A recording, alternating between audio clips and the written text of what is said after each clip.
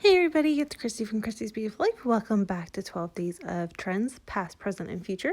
We are on to the present, and this time we are working with the smushing technique. So this is the second technique within the present, and this one I wanted to go a little bit more on the subtle effect of the smushing technique with mixed media, because you all know that you can hop on over to the lovely Missy Whitten or Daisy or like a million other people who are so great at using that technique in bright, bold colors to make it really stand out and pop on your layout, and then cover it up with a cut file or another form. And you know how to do that. You've seen them. I know you probably all watch them.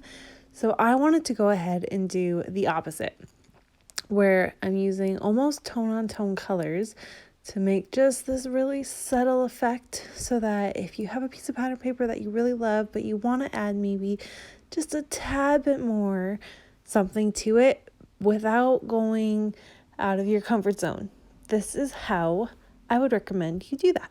And or especially if you're just kind of maybe learning this, like you've been kind of hesitant and you haven't done it before, this is a really, really good idea on how to do it.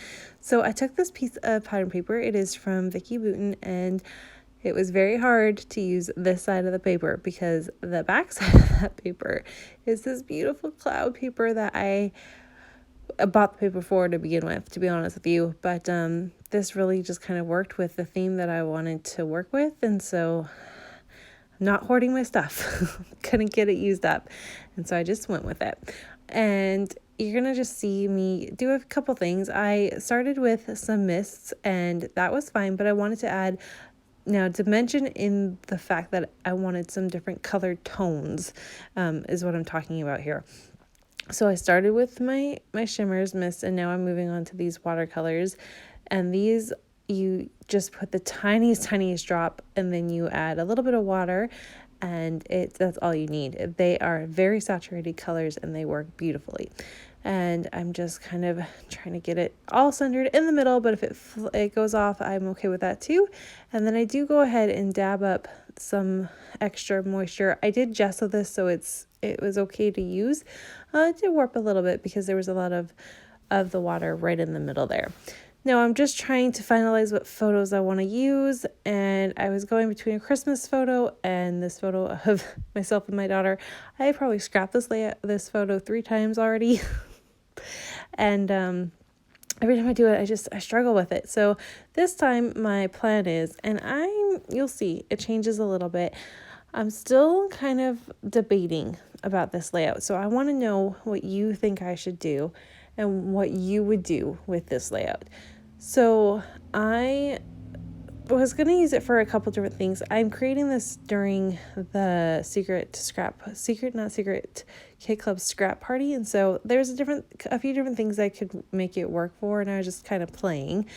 One of the things though is that we did a team challenge where I would have had to include 3 photos, and I was like, well, I'll just start with this one, and then I'll print off 2 photos, one from last year, one from this year, of myself and Nora together on Canada Day, and it can just be a progression of her first 3 Canada Days. I really love that idea. However, I'm trying to show off my smooshing technique and the mixed media in that background, so by adding those 3 things, it wouldn't really work.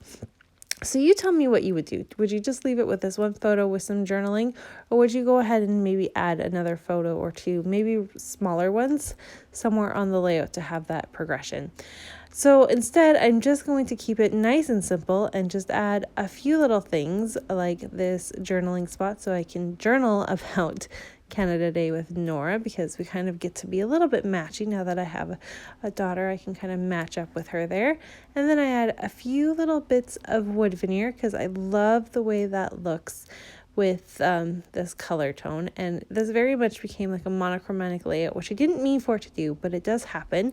And then I also want to add a little bit of the blue from that background, so you're going to see me do that as well. And that's it. This is super simple. So it's probably going to sit on my desk for a little bit, and I'll come back to it and see if there's a little bit more I can add. This is a little more simpler than I'm used to, so we'll see what happens.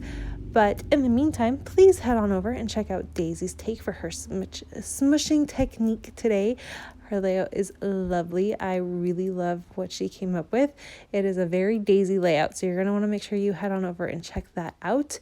And yeah, let me know what you would do with this layout. If you like it the way it is, or if you think I should maybe change it up a little bit. I'd love to hear what you think, especially if you've been watching me for a while and you know my style. What do you think I should do? But here it is, our smooshing technique, and we will see you next week with another present trend that's super popular right now. Here is a look at my finished layout. I'm using air quotes because we both know it's probably not finished, but I still love it. And I'll see everyone really soon with another layout. Bye.